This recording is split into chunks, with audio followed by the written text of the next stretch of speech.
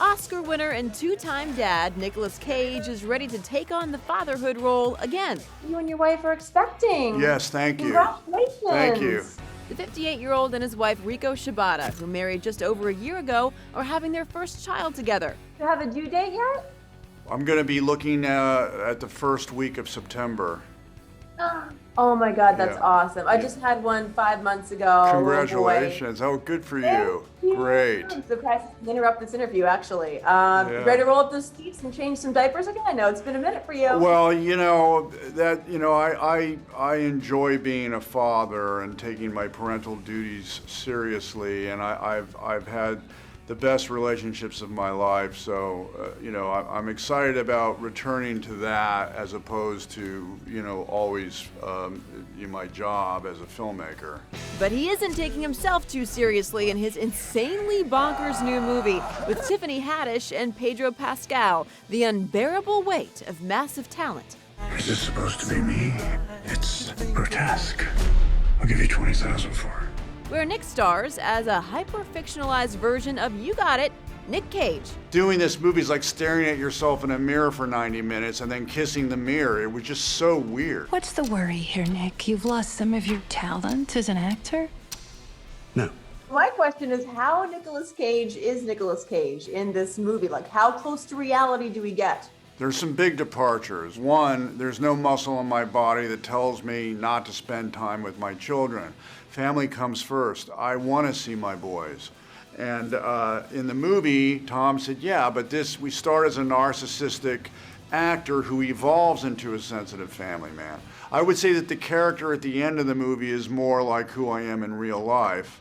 And the second thing is I'm not career-minded. I'm job-oriented. I never had a career. I only have work, and I take my job seriously, and that's where I think I excel as a person and as a as a creative person.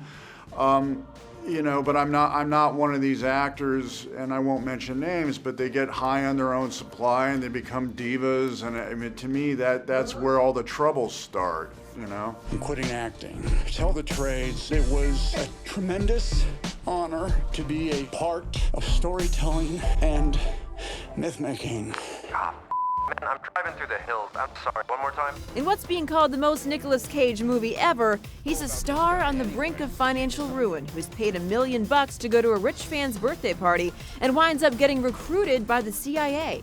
Do you know who you're spending time with? One of the most ruthless men on the face of this planet. I need you to help the U.S. government. But Nick actually turned down playing himself on the big screen quite a few times. Because there was no muscle in my body that told me I should play a character named Nick Cage in a movie. As an actor, our job is to create characters, maybe in some ways hide behind characters so we can reveal our inner emotions. And this was just straight out front Nick Cage, and I didn't know how they wanted to present so-called Nick Cage. Tom Gormican wrote a very sensitive, very intelligent letter, and I said okay after the letter.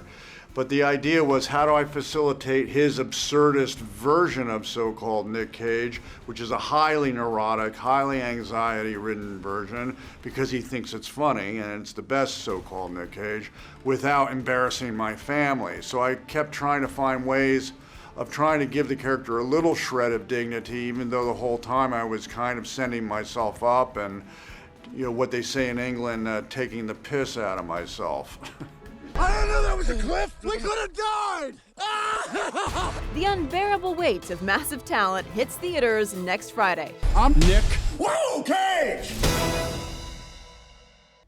Thank you for watching. If you want more extra, hit the subscribe button and the bell so you'll never miss a video.